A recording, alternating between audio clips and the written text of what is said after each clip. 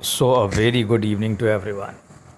आइए इकिगाई की एनालिसिस करते हैं। ये इकिगाई तो आप जानते ही हैं, ये एक जापानी तरीका है जीवन जीने का। ये जापान के किसी एक गांव में, मुझे नाम नहीं याद है, उसमें है। वहाँ के लोग सबसे अधिक जीते हैं इस पृथ्वी पे, और वो कुछ जीवन के साधारण नियमों का पालन करते हैं और वो ही उसी का पालन करके वो लंबी आयु प्राप्त करते हैं और अच्छा खुश जीवन जीते हैं, ऐसा कहा जाता है। देखिए, ऐसा कहा जाता है। इसको शुरुआत करने वाला जो थे वो ऊपर चले गए मर के। तो वहाँ उन्होंने उनसे पूछा गया कि तुम कौन हो, तो उन्होंने कहा मैं तो ये हूँ। उन्होंने अपना नाम बताया। उन्होंने कहा नहीं नहीं नहीं, तुम कौन हो? तो उन्होंने कहा मैं तो मैं उनके बच्चों की मम्मी हूँ। अपने बच्चों के नाम बताने लग गई। यानी तुम कौन हो? स्वर्ग के देवदूतों ने ऐसे प्रश्न किए कि तुम हो कौन?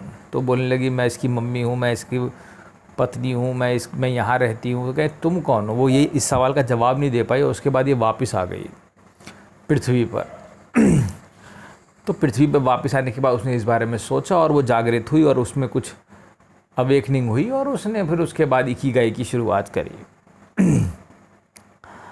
इकिगाई कहता है कि तुम्हारे पास एक पैशन होना चाहिए, तुम अपने पैशन को खोजो, ठीक है। और इस पैशन को खोज करके उसका तरीका वो बताता है कुछ। आप YouTube में बाकी वीडियोस देख करके अपने पैशन का पता लगा सकते हैं। वो बताता है ये तरीके से आप किस चीज़ को पसंद करते हैं, कौन चीज़ कैसी होती है। इससे आप अपने पैशन का पता लगा सकते हैं, कौन सी चीज़ आपको पसंद है, कौन सी चीज़ नहीं। उसमें कई सारी चीज़ें हैं, ठीक है। वो कई सारी चीज़ें निकालते हैं, फिर कभी स्क्वायर बनाएंगे, कभी सर्किल बनाएंगे, पता नहीं क्या करते हैं वो। बहरहाल मेरा काम आपको इकिगाई समझाना नहीं है, इसके वीडियो आप देख लीजिएगा। लेकिन मैं जो आपसे कहता हूँ वो सुनिए। पहली चीज़ तो ये है, जीवन का मूल उद्देश्य हमेशा अपने को ही जानना है, बस काम ख़त्म, ठीक है। लंबा आयु, 100 साल का आयु, वहाँ पे ये कहते हैं कि 60 के बाद भी लोग काम करते हैं। देखिए, ये एक बहुत नॉर्मल सी बात है। अगर तुम लंबे समय तक काम करोगे और एक बैलेंस जीवन जियोगे तो तुम एक लंबी आयु जी सकते हो। पर यहाँ सवाल लंबी आयु का नहीं है, तुम समझ ही नहीं रहे हो। लंबी आयु 100 साल क्या है ये बकवास? आयु तो ऐसी होनी चाहिए जैसे कि 10,000 साल, 50,000 साल, 50 करोड़ साल में जियो। ये 100 साल क्या है? सबसे बड़ी कमजोरी यही है यहाँ पे। इकिगाई इसी में फेल हो जाता है कि मैं 180 साल जीना चाहता हूँ। ऐसी सोच ही बेकार है। तुम्हें यह सोचना है कि तुम अमर हो। मैं तुमसे कहता हूँ इससे कम सोचना नहीं, समझे?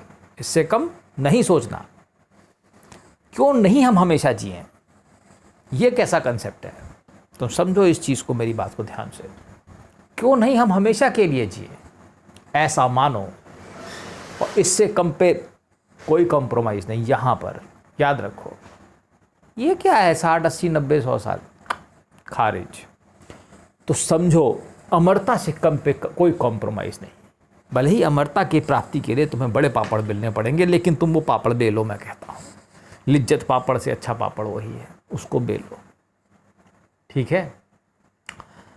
तो समझो, जीवन का मूल उद्देश्य स्वयं को जान के अनंतता की प्राप्ति है। अनंत अमरता का प्राप्ति चाहिए हमको, ठीक है। हमें ये 100, 50, 80 साल नहीं चाहिए। तो सीधे यही बात है कि मैं इकिगाई का इतना बड़ा समर्थक नहीं हूँ। वो भी बूढ़े हो रहे हैं। मैं तुमसे कहता हूँ बूढ़े ही ना हो ऐसी कोई दवा खोजो। एंटी एजिंग दवा भी मत खोजो, ऐसा कुछ है। वो देवता अमृत कहाँ से पी रहे हैं? वो कहते हैं कि सहस्त्रार में जब ऐसे कुछ होता है तो ऊपर से अमृत टपकता है रस में, पता नहीं, कहते हैं पीनियल ग्लैंड से ऐसे कहते हैं कि अमृत टपकता है। और वो अमृत है, वो क्रिया करने के फलस्वरूप अमृत निकलता है। वो कोई ख़ास बात नहीं। जब समुद्र का मंथन करोगे तो अमृत निकलेगा ही निकलेगा। अमृत पीने की लालसा मत करो, लेकिन जानो कि वो होना चाहिए। इच्छा तो किसी भी चीज़ की मत रखो कि अनंत आयु मिल जाए, अमृत मिल जाए। नहीं नहीं नहीं, इच्छा तो मत करना, फंस जाओगे। लेकिन चाहिए वही, ये याद रखना, ठीक है।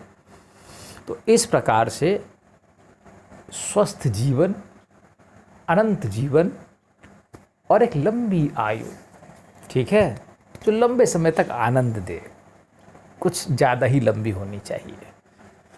और फिर तुम वैसे इकिगाई कोई ख़राब चीज़ नहीं है, वो अच्छी चीज़ है। उससे वो आपको अच्छे जीवन, अगर यहाँ की बात करते हैं तो अगर आपको वैसा ही जीना है तो वो कोई बुरी बात नहीं है। अपने पैशन को देख करके नेचुरल सी बात है। और मैं तुम्हें ये भी बता देता हूँ, कि तुम अपने पैशन पे हिसाब से तो तुम खुद ही जाओगे ही जाओगे। अर्जुन से कृष्ण क्या कहते हैं? अर्जुन से कृष्ण कहते हैं देखो तुम, अर्जुन को युद्ध करने का मन नहीं है, ठीक है, लेकिन कृष्ण तो कहते हैं कि जाओ युद्ध तुम करोगे क्योंकि तुम्हारे स्वभाव में वो है, तुम एक क्षत्रिय हो, तुम्हें युद्ध करना ही होगा, पढ़े तुम जाओगे, तुम मजबूर हो, तुम बाध्य हो। तो कोई तो अपना पैशन खोजता नहीं है, ये बात ध्यान रखो, पैशन तुम्हें खोज लेता है, ठीक है, पैशन तुम्हें खुद ही खोज लेगा। तुम्हारी प्रकृति बनाई गई है, तुम्हारा रूट है, उसमें तुम्हारी जड़ें घुसी हुई हैं, समझ रहे हो, उस कार्य को करने के लिए बनाया ही तुमको उसले गया है। अब बस उसमें यही है कि थोड़ा बहुत आप अक्लमंदी से अपने आप को संभाल सकते हैं, ठीक है। चलिए, थैंक यू।